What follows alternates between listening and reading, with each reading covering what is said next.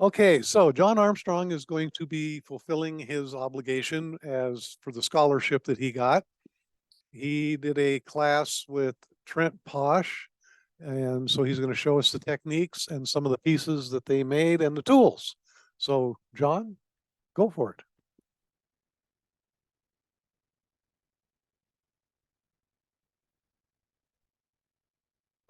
First of all, I want to thank the Prescott area Woodturners for taking my application for my scholarship. I put into Trent Bosch for a class called Self-Exploration for Advanced Turners. Okay, I consider myself to be an advanced beginner or then some. And then I got to thinking about it after I got the scholarship is, wait a minute, what did I get myself into? So if we go to start with the program there, and I'm going to come around where I can see what's on the screen. I don't have it memorized. And I don't have a Turner's monitor up here so I can see it yet. Anybody donating one to the club? Oh, I was going to talk about schools, first of all. Schools, class, and scholarship. It was interesting. Rick, you put in for the scholarship. I think you're what, only one? The only one. Well, why? Next slide. Possibilities. In Arizona alone, you have the American or the Arizona Woodturners Association Prescott area. When we have demonstrators that come here, you have an opportunity. That's hands-on. Southwest School of Woodworking. Somebody in here just recently went with, who was there? Dennis? Oh, Egan went, and that was, Doug Forsha, superb woodworker. Yavapai College, hands-on. Out of state, Craft Supply USA, Trent Bosch, Jimmy Clues, Nick Agar, Ellsworth. I think he's in Tennessee now. He was in Pennsylvania. And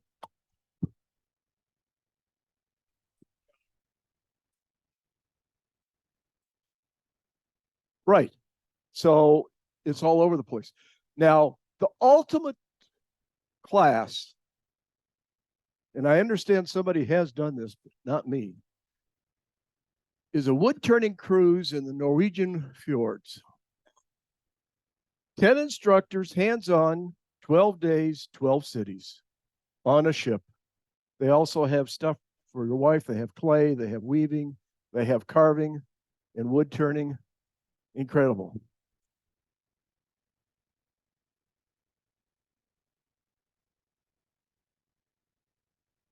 Oh, next.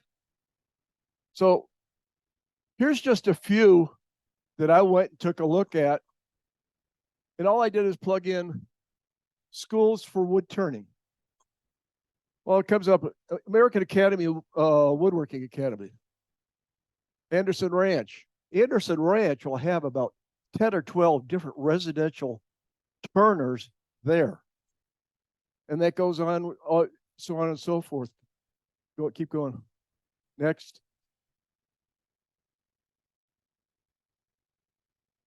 Oh, he's in Carolina now. But he's moved again. I mean, this goes all the way down through Y. So if you can't figure out where you want to go, there you are. A whole bunch of them. Just go look. Now, self-exploration. This class was put on by Trent Bosch and Laurent Nicolette. He's French.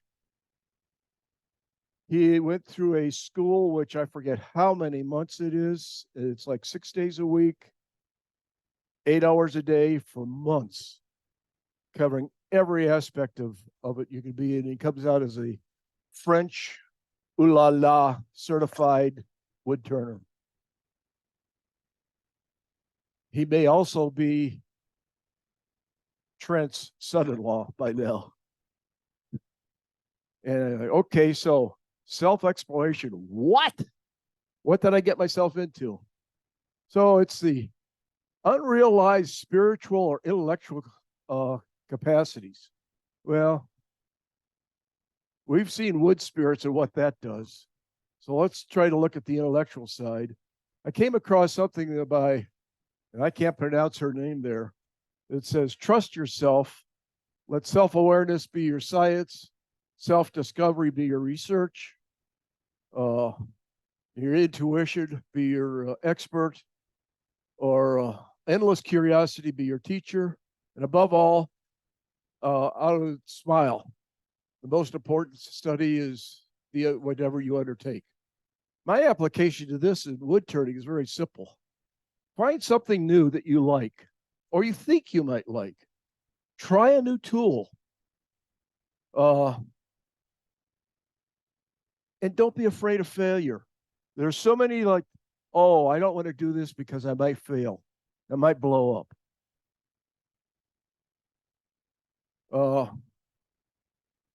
But you must stop saying to yourself, when you look at something that somebody did, I look at that segmented bolt. No, I don't do segmented. Could I do segmenting? Yes. Would it look like that? No way. At least it's not the first or second time. You're in the corner, you're late for class. Well, come to think of it, Mondays and Wednesdays, it's the same thing. So, we're following suit. So yes, you can do it, because the end result is, if you fail the first time, do it again. Do it again. How many times in my class has anybody done beads and coves? And over and over and over till you get them right.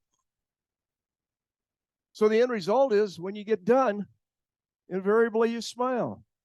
Last semester, I had a student that was a dual enrolled student that was having issues. And when he finally got it right, the whole room knew that he got it right. Because all of a sudden he said, oh, the light came on and everything happened.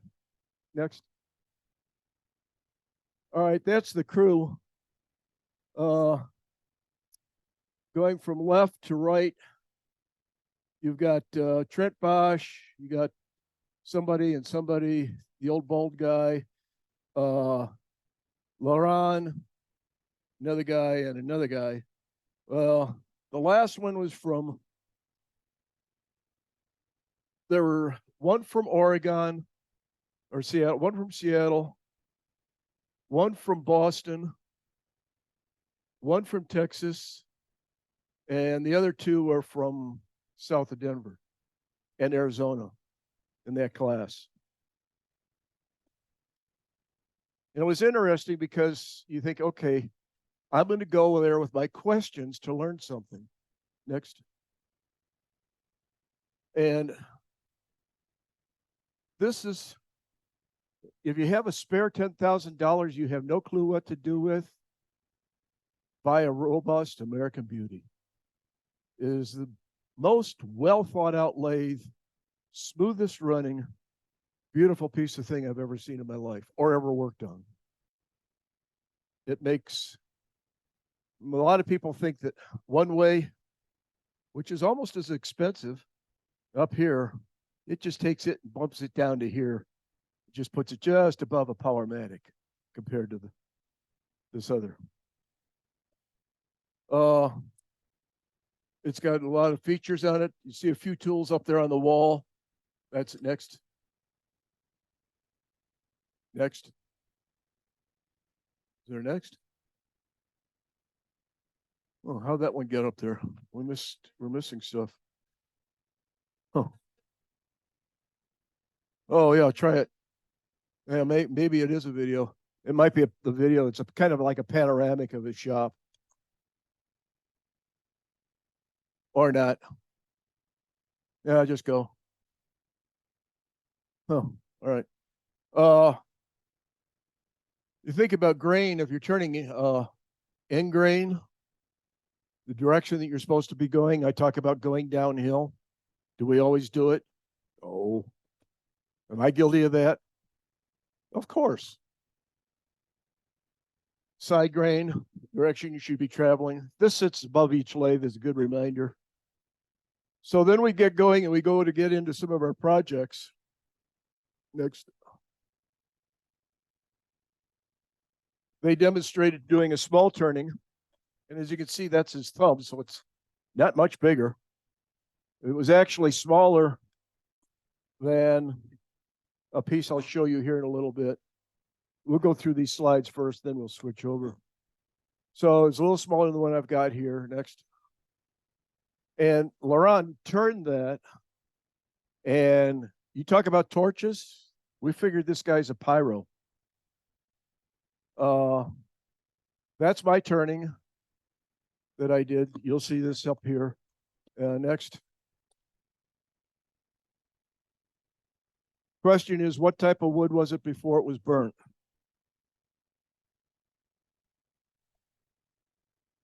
Bass. He had two pieces of wood there for us to use. One was bass wood, about yay big around. Three pieces. Piece of ash that was about this big around. And for you guys in Zoomland who can't see me, I'm holding my hands about 3 feet apart. And a cottonwood that was probably about 5 feet in diameter. Next. So we got past one project, went on to another one. That's basswood as well.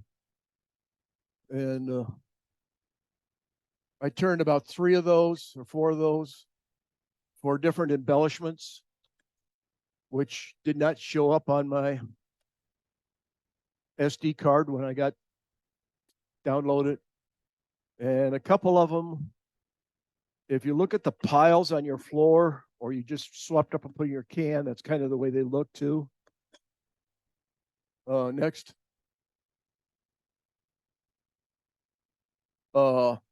He does a clover leaf platter or a flower leaf platter.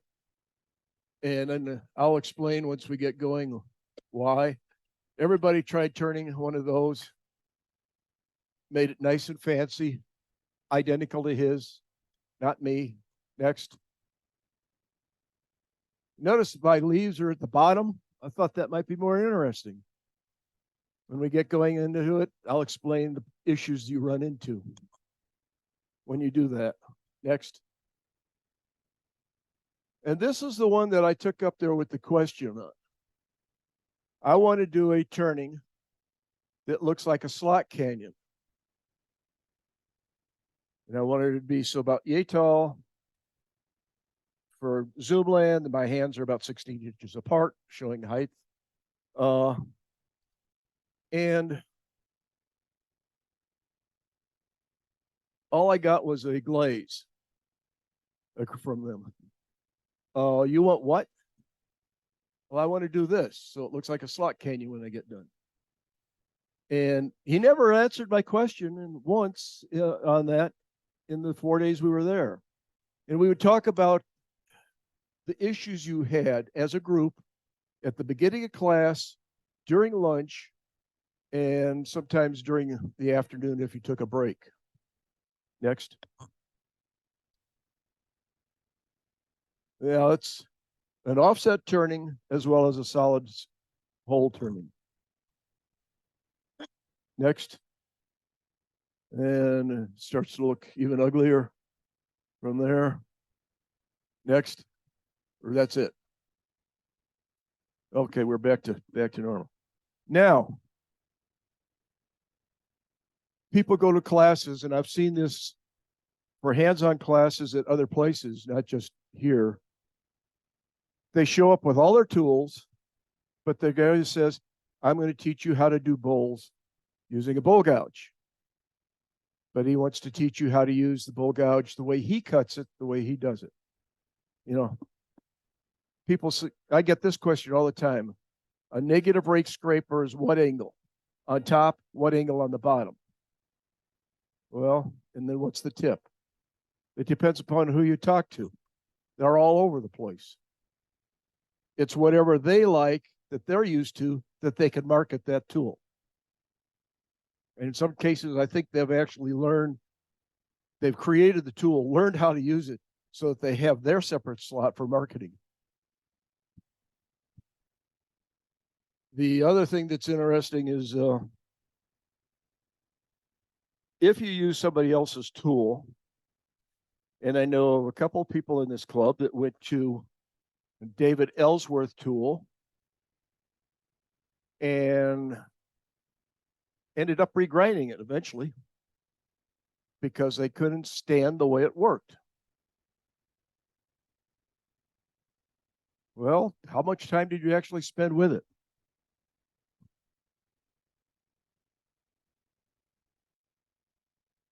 I'm going to show you basically what was in the rack that we had there. Is this camera on?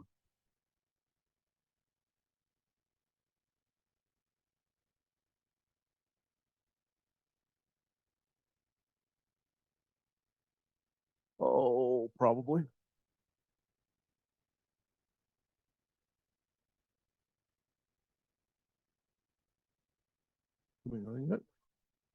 Hey.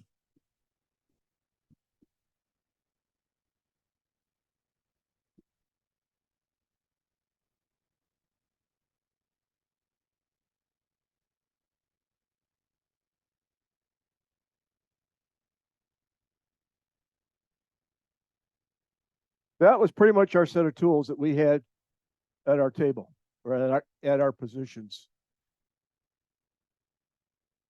A 3/8 spindle gouge that he sharpens at 30 degrees, swept back for a detail gouge. A 1/2 inch bowl gouge with an Ellsworth grind or a swept back grind that's a little different than what I do. And a 5/8.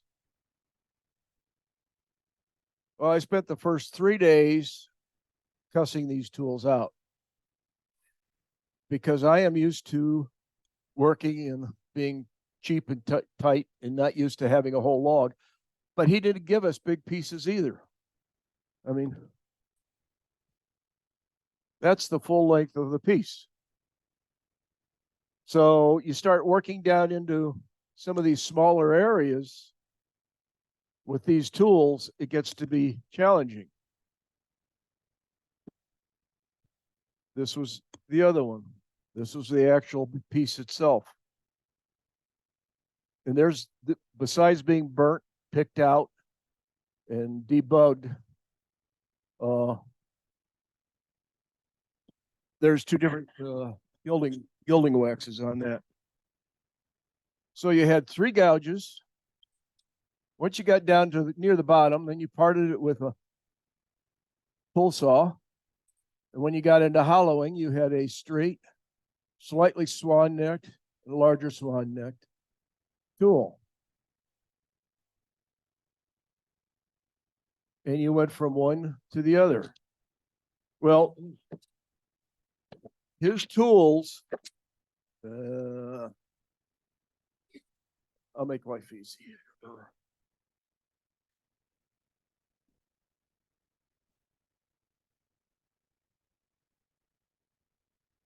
It swept out.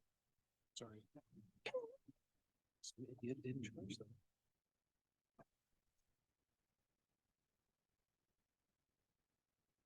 Oh, I'm charged. I'm charged.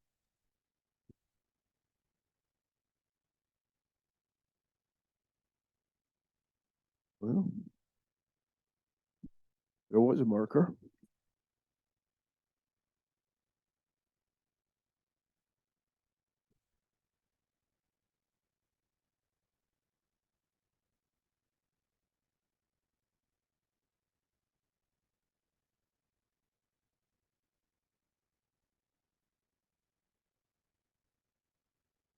His tools are sharpened so that they have a slight curve. This is exaggerated. A slight curve here. Is that showing up?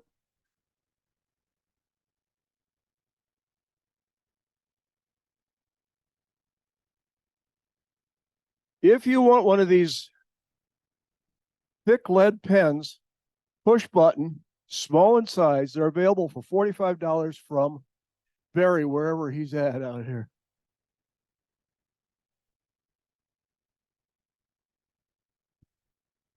I, on the other hand, don't like this because when you get into that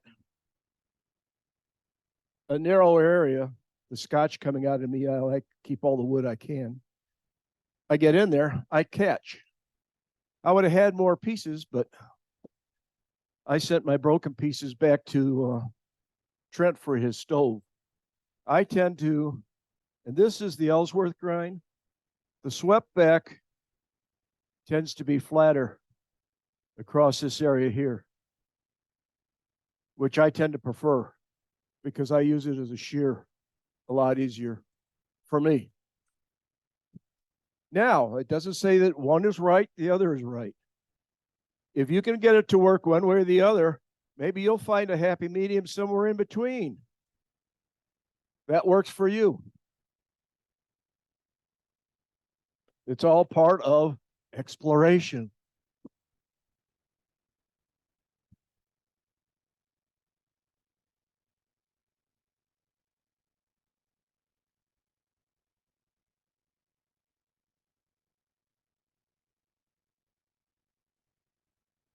So that makes a difference. And both the 1/2 inch and the 5/8 are sharpened the same way. Neat little trick. Talked about sharpening 2 classes back. Talked about putting blocks in.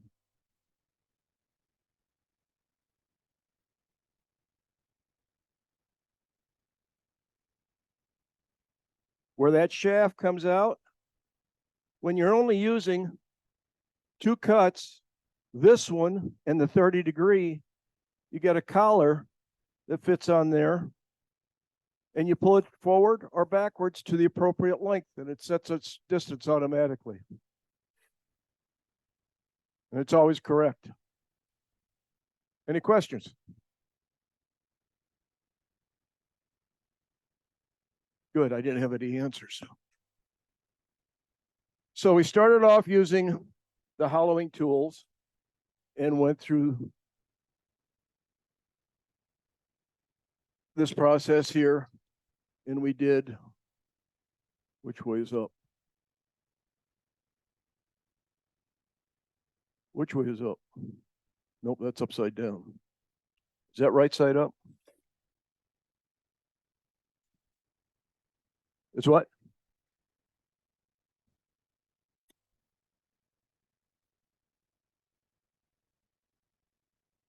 All right. Now I know which way to go. So you end up turning this, and I picked out all the bugs. And then we went over it with a butane torch, which I left at home. And you can either use a regular torch or a Burley torch or one of those micro torches that you can get at many places, which is a better route to go because it's a smaller flame and a lot more controllable. So instead of having a big you can actually come down and really control where you're at in these areas. Then you take a brush and wire brush off the char. And then we went back over that with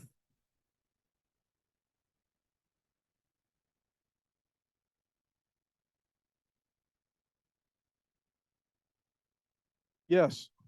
The question was, what type of brush? Was it brass, steel, or nylon? The brush was brass. Then you could take and add a patterning wax or gilding paste over the top. And when you do that, the amount that you use is, I got enough there to last 200 years if I used it every day.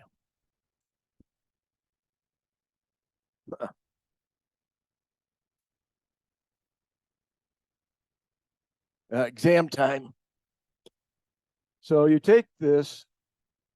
This is gold leaf.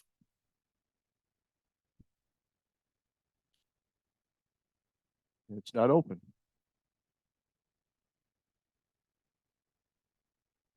So we'll take turquoise.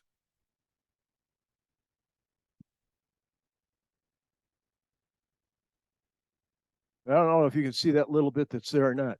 Then you start rubbing it together on your finger. And then you can come back in here, start working that around. And is that showing up out there? Zoomland. And you keep working that on, but it's not much at all, because if you get it too thick, as soon as you touch it, it just fills up all the pores and all the curvature line marks, which, oh, they can't have curvature line marks. That's not good. Oh yeah, tool mark. It's a marker, a maker's mark. It's man-made. It's not done off of a CNC machine. Charge more for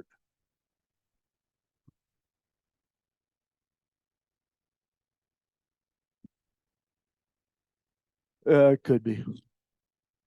Or it's trying to tell me something. Yeah, I'm sure that's what it is.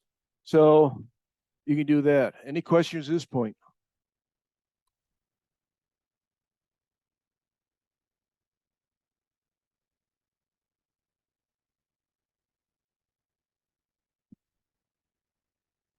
It could be. Or it's trying to tell me something. Yeah, I'm sure that's what it is. So you can do that. Any questions at this point?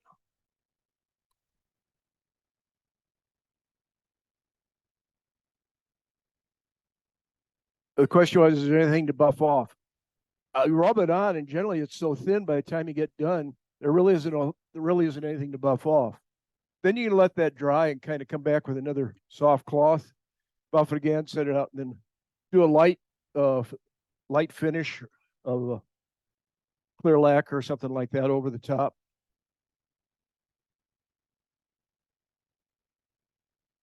Try it. I don't know.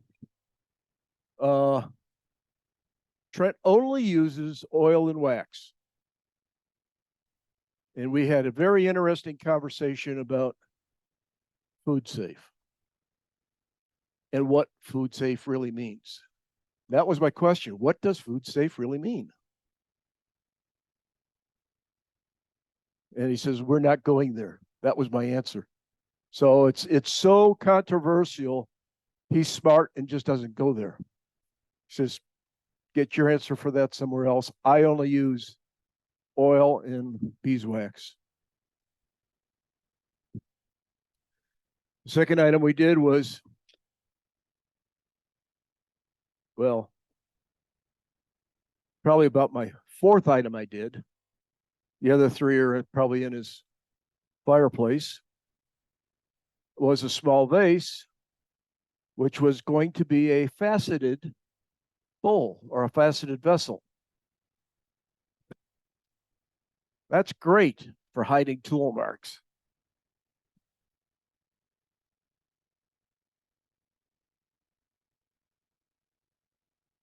This is a faceted vessel. I don't know if it light's picking up any of these dips on it or not. And basically you turn something, sit, stay. You turn something. This one was a little too thin. Then you come back with one of the other tools that you get to use or play with. And there's multiple ways of doing this particular part of this. you could do it with a sanding disc or something that's a little more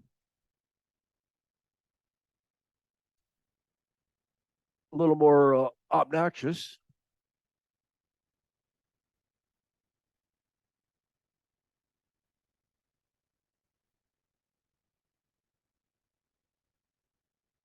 Or you can use a mini grinder.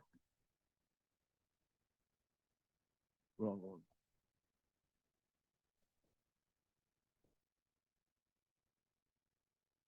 You can use a mini grinder.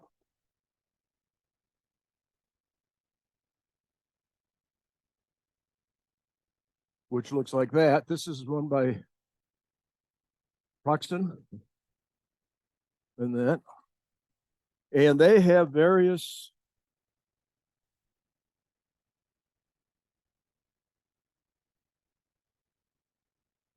grades of teeth to go on there, which are fine, medium, and coarse. And I like the flapper wheel the best. These will definitely eat a lot of wood fairly fast. Now you can do the same thing, like I said, with the sanding disc, or if you had just a regular.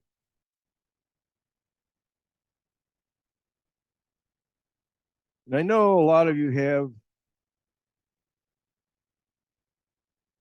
one of these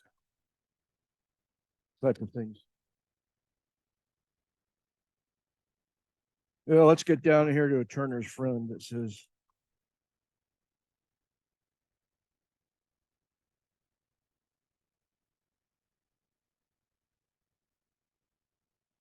on this? Well, let me put my finger to the bottom. I learned a trick.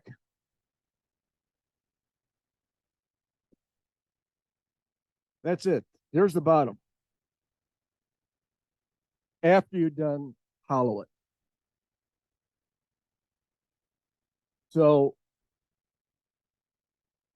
okay, let's go and switch over to that one and see how this comes out. Because once you get this done,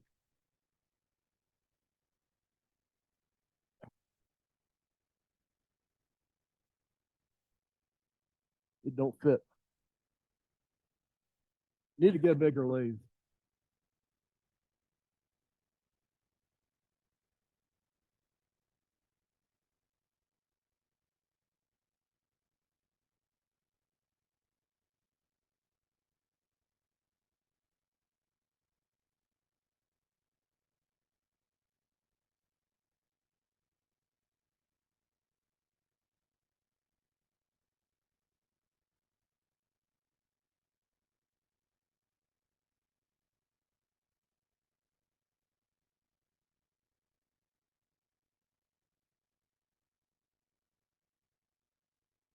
Can you still hear me? You hear me breathing? Trying to get. Yeah, I quit breathing so you don't hear it anymore. So I did this deliberately. One, to show first you get this up, get your vessel shaped. Then you come back and you can see where I started to chomp away at this and getting these facets on here. Then I coated it with paint, black, white, red. I tried blue, it's transparent, didn't work, went back to black. So, haven't done one of these since I blew one up. But the trick is, you want to back your sandpaper with something fairly rigid.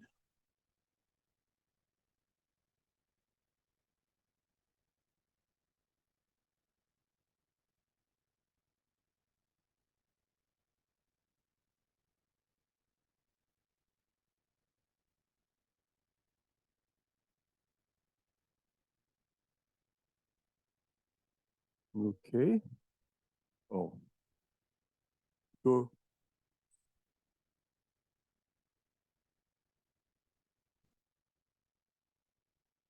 Suppose I should put the rest of the way on. It's a demo. It's a safety check. Notice I started slow, brought it up. Did it sound right? I checked it.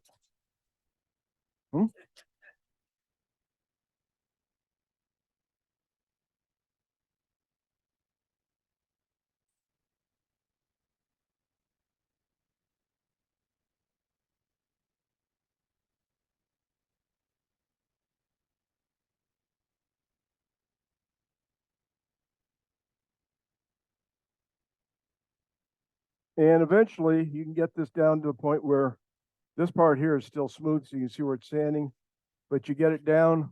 You're only catching the high points, and you'll get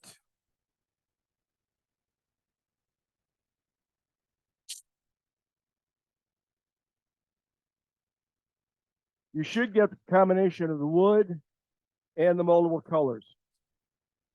I say should.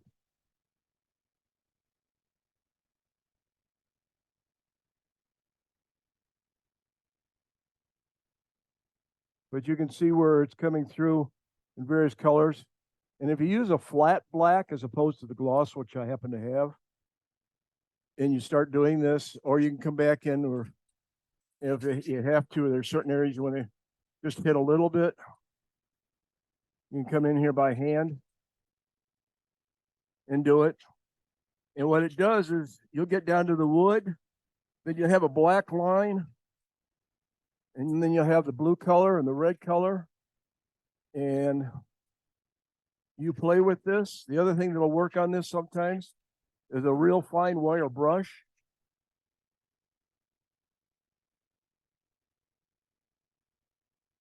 But now it's starting to look old. So I'll charge more for it.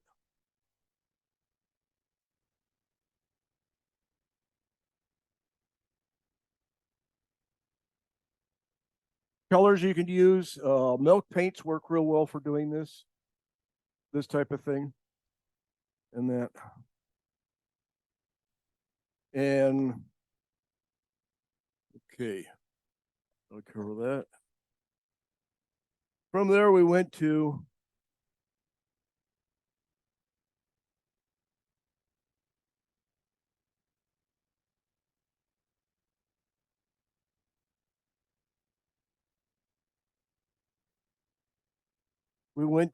the flowered bowl. Okay. All right. So, like I had said, and the one I talked about, and he demonstrated,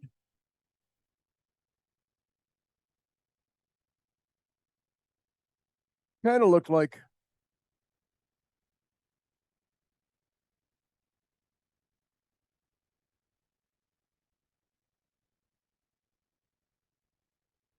gotcha. Kind of looked like that.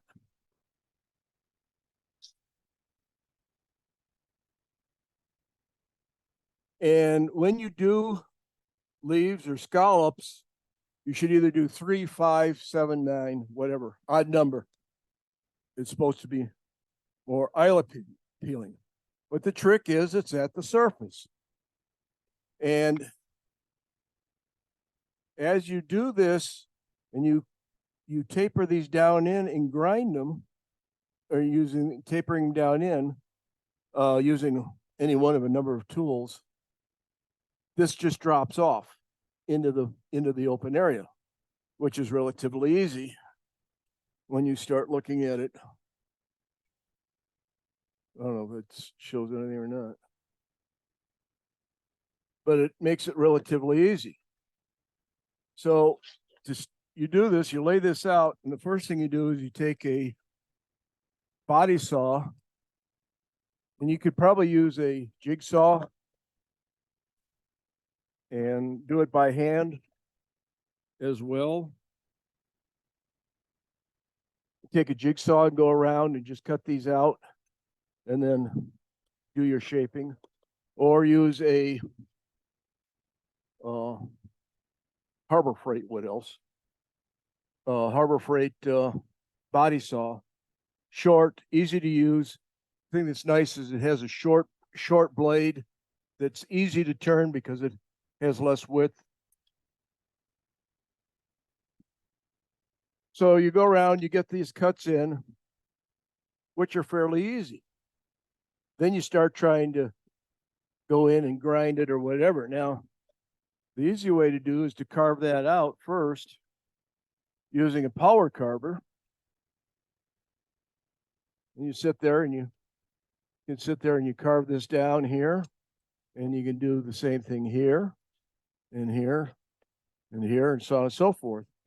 Or you can come back with a sanding disc or a mini sander, but it's real challenging on this edge to control it.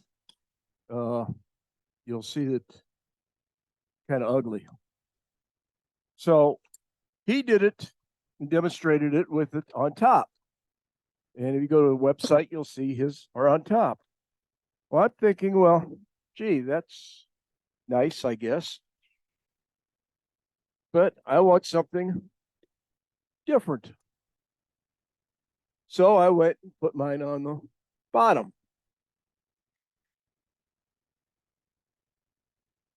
But it's still got the leaves and the pattern going around. Now you can sure tell that I had to come back and tell you what I did. So rather than doing a finished product, I made a note of it. And I put the bowl on top. So I tried to do a hand carved, hand sanded. And that's with the regular manual chisel. Impact chisel, that's the one I just showed you. 80 grit air driven sander, which is basically an air driven. All of his tools are air driven for the most part. He has two huge compressors that I swear go from 8 o'clock in the morning till 5 o'clock at night, supplying the shop. This one was strictly a 2-inch 80 grit sander. This was a blend, 80 grit blend, and a yellow saber cutter, but that wasn't this round type that I showed you. The one that we used looked more like a just a cylinder that you lay down on its side and take and bring that around. So by going to the bowl on the bottom to bring the curve in now becomes a challenge because of the bowl being there. So in order to finish up your connection in your groove, you can get down to a certain point, but when you go to carve it, it ends up being all handwork. So this is the easy way to do it if you're going to do it. Or you can do it my way, which is always the hard way.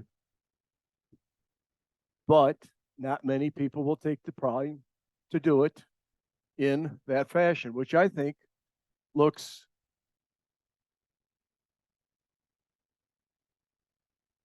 better. Because if I have chips and dip, I can put my dip here and my chips down here. If I put my dip in here, my chips are going to keep falling in. Or switch to M&Ms. All right, now the reason why I went to this class was because I wanted to do, if anybody knows, you know, I like painting slot canyons. I've done some large 18 by 36 paintings of slot canyons, and that in both oil and acrylic. And I like doing those. So I figured, why not do that in wood?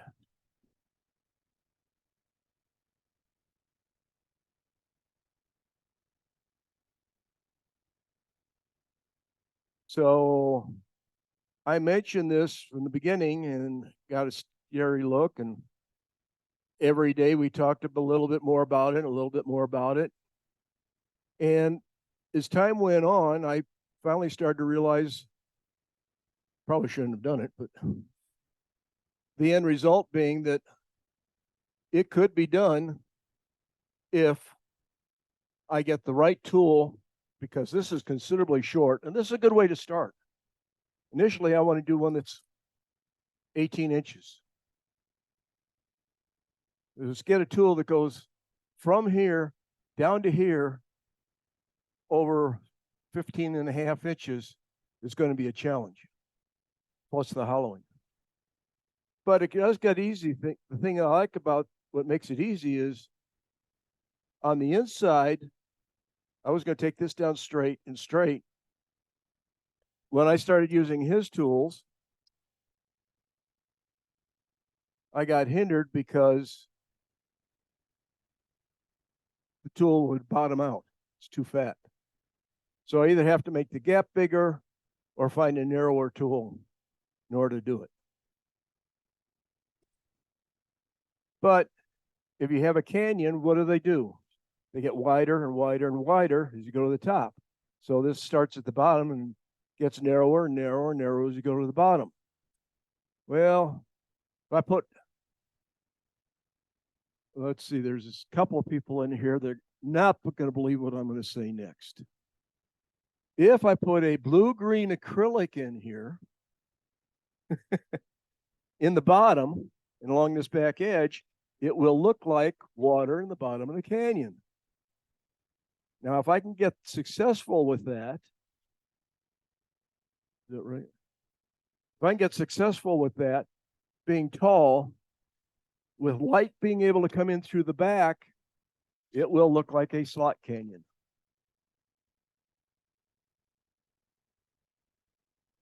And the thing that was interesting was that we talked about various points of it. And I don't know what the key words were, but all of a sudden, a little bit later, it would say, oh, well, if I do this, or if I do that. And we accomplished what we had. So I turned a few pieces incomplete, but I turned about 3 times what anybody else did, not counting the other pile that would be, oh, about this big and about that big of, yes, you can go through. Yes, you can break it. And yes, I don't like this tool. But I stayed with it until I said, you know, I have an issue. I said, I'm used to this being flat. He says, change it. That was afternoon of the 3rd day. Well, I didn't give up. I failed. And I kept trying. And he said, well, just change it and go back to what you're used to. So I changed to straighten out the edge, and I was successful. I put a smile on my face. But other than the pile of stuff that I went into his fireplace, most people only had 3 or 4 completed. I finished nothing, maybe the first one. But I covered a bunch of information, a bunch of learning. And like a lot of people that use the Ellsworth tool, that resharpen it back to 40, 45 degrees in a regular grind as opposed to leaving it at a 60. Well, it depends upon what you look at. Ellsworth says it's 60 or 55. Some call it 60. Some call it 50. Oh, that's the other thing. The swept back is usually 50. Irish grain or the Ellsworth is usually closer to 60 for what I've found on the tools. I am grinding them at 60, and I'm using a straight swept back as opposed to a slightly curved that I showed you. And I'm using these in school. I'm still requiring everybody to use the traditional 45 degree because it's easier to set up and do. It does take getting used to. You got to work at it. But occasionally I'll get a smile on my face. Not often, but occasionally. So it does work. So anything else you want to see or hear about that school? I would recommend it for anybody who has got most of the ability down fairly pat and wants to challenge themselves, because it's you're and he actually changed it from advanced turners to turners with recent experience in order to get more people to sign up for his classes. If he doesn't answer your question, he will present questions for you to think about that you could answer yourself, forcing you to do that inner exploration and find your answers, so that when you're not there and I have somebody come up to me and say, yeah, Rick, I can answer that question for you, because of the fact that I have thought about it. And again, but at the same time, I'd like, Rick or whoever, Rick, I got a couple of Ricks in here, to think about it and look at it and just go for it. Okay, this should work this way. If you think about the basic principles, this should work. But I want to take this out of this curve and into this other area. What do I have to do? And you think about it. People that do segmented work, they're thinking outside the box all the time in order to create the patterns in that they do. The turning is routine, but the rest of it isn't. And if anybody says, oh, I can't do that, I can only copy somebody who does round and brown, they haven't turned this on. Use it before it's gone completely.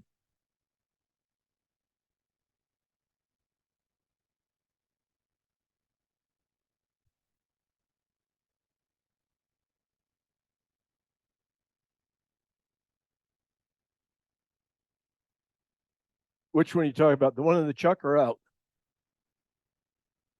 This one.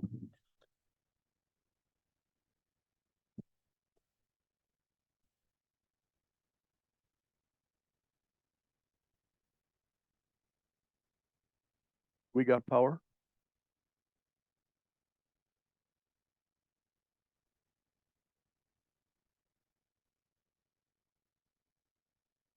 Yes, I also have a Trent Bosch chuck holder.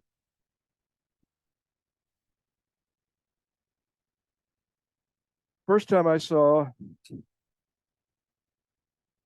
that one, the first one I saw, Trent Bosch did one of his classes, and I love their handles. I know that Rick made his own. The rubber in the handle is harder than this. This has a little give to it, and with arthritis, it helps immensely to absorb vibration. Yes, sir.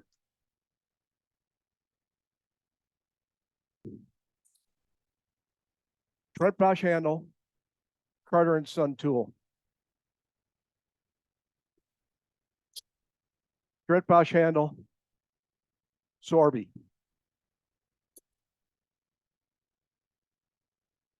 Trent Bosch, Carter and Son.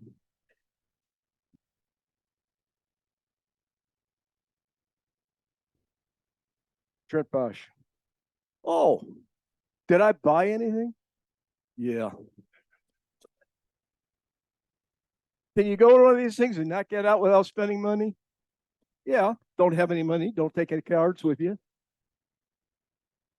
What camera are we on? That one? That one will work. Let me get a flat pattern back here. Well, it's still curved, I guess.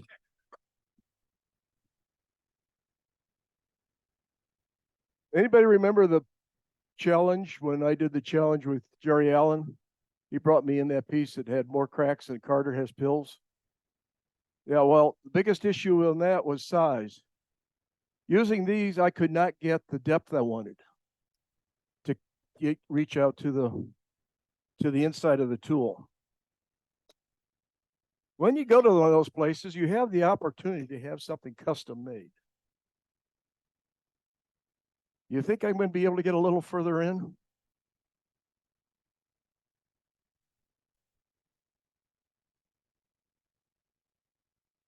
I don't know. I haven't used it yet. But I don't see any more vibration out of it than I would this if I'm overextended and pushing too hard. It's all about touch.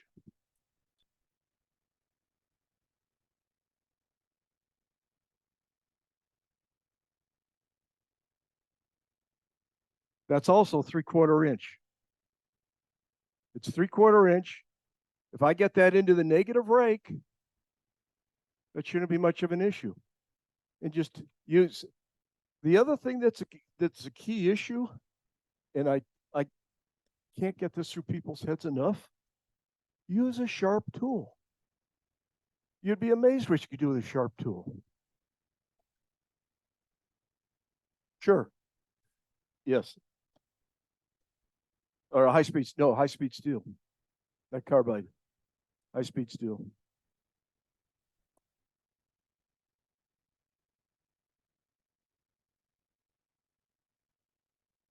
I heat this, melt the super glue, put a new one in.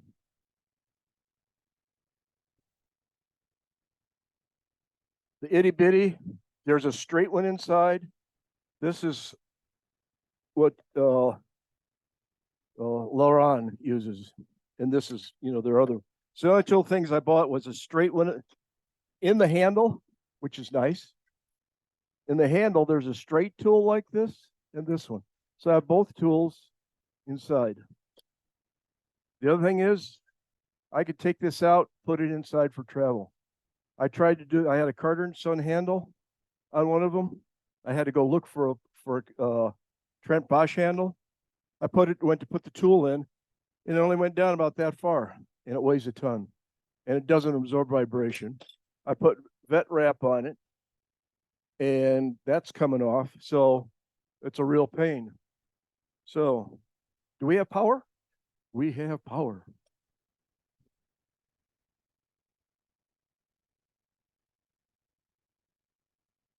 It's safer to run it around on the other side.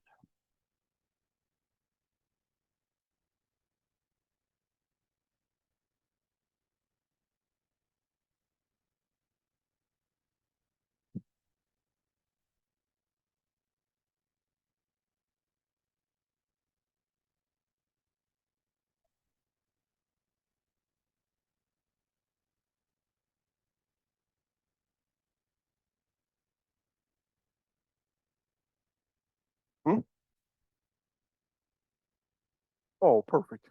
That's just what I wanted. So, how do you do these?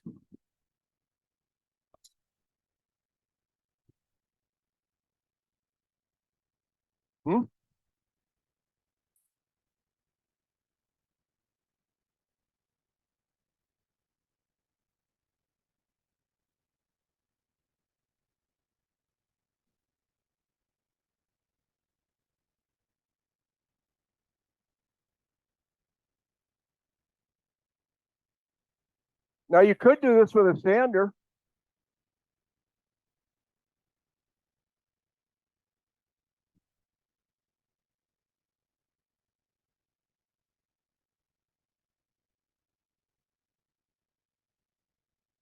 And when you start creating these grooves in here, and you can make them as deep as you want.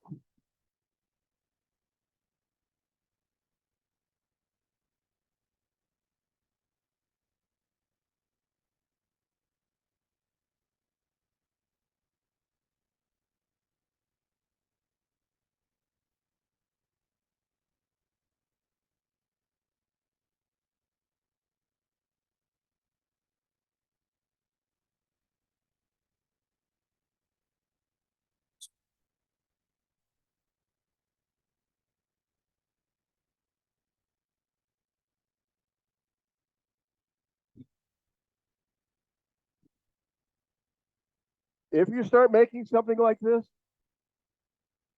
now you have a surface here, you'll have a line coming up here and working your way around. Where do I see it? So when you get done,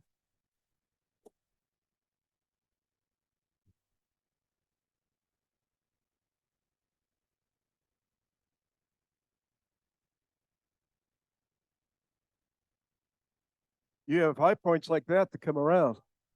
If you use the multiple colors, and I don't know if you can see them very well, but I have black, white, red, and then back into the black. If you get up close. I would suggest that, that pretty well has it for what I do or did. He answered my questions on some of this stuff. And the thought process has stayed with me that when I look at stuff, it's like, how am I going to do this?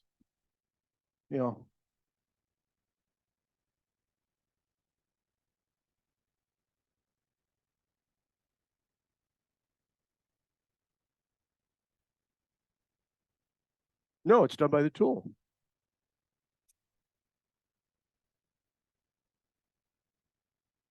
Yeah, it's done by the tool. And if you use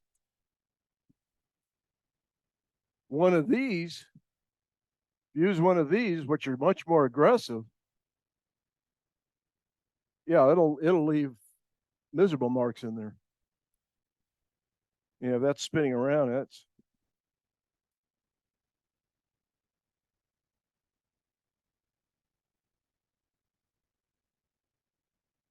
yeah.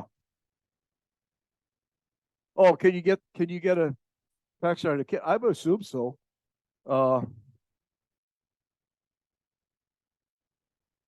Yeah, Merlin is probably more common than this. You could get a carried case, all kinds of cutting heads in it, and that. Now, one of the other ones that's interesting is Arbortech puts out a disc like this that's got a cutting point here and here, and it cuts like mad and can be a little unruly, but it's a lot safer than the one that looks like a chainsaw.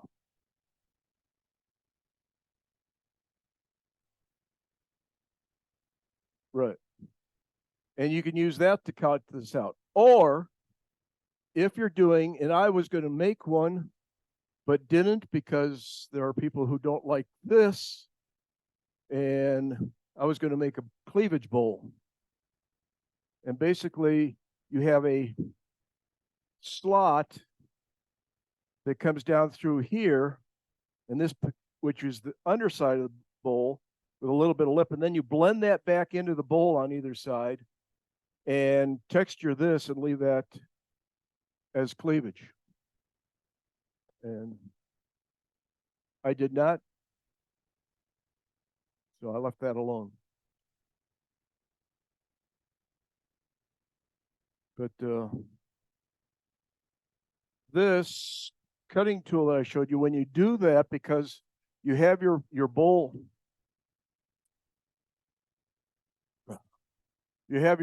and you basically have an upper area. You have your upper area, and you want to cut underneath this edge either the Dremel saw blade, the carving tool, or the Arbortech will cut underneath that, and you get that established. Then you cut this down, and when you cut this down to know where you're going to go, i.e., if you leave your bowl here, you don't have to worry about going through, or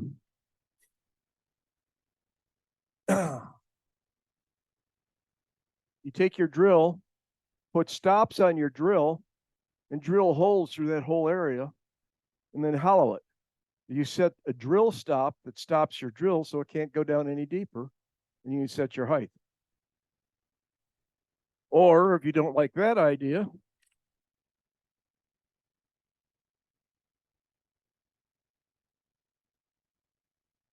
you take a Dremel, add the router attachment to it, add a disc to it so you have a flat surface to sit on instead of the outer ring, and sit there and Dremel it down to where you want it.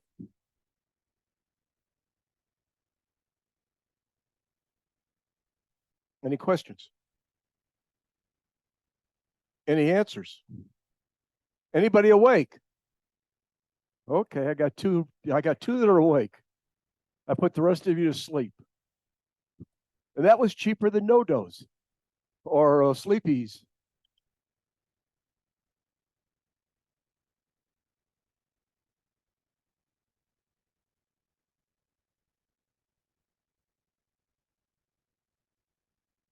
So you want a small rim? The question is can you do this with and put a small rim on it? Of course. I can't, but you can. Yes, you can. But keep in mind, the aspect you would be running into is the issue that I talked about with the bowl on top. Even if this is a short rim, if coming down a little ways, you still have the issue of getting down inside that edge if you're tucking it under. If you bring it down straight or close to it, you could probably take care of the whole thing other than a little hand carving on the inside here, or figure out how to sweep it out, which is on this one. I don't know if it shows up or not. On this one, I started to sweep it up and out to try to avoid that pattern. I mean, there's tons of stuff you can do. Yeah, it's brown, but it really isn't round. What's a box?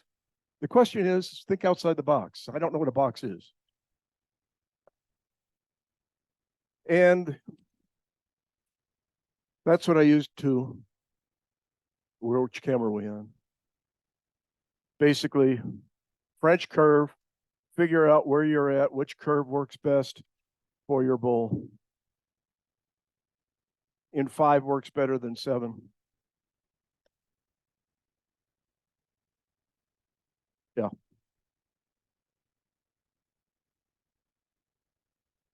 If there aren't any other questions, I invite you to come up here and take a look at this stuff. Pick it up, ask me questions, cuss me out, whatever makes you feel good. I want to put a smile on your face.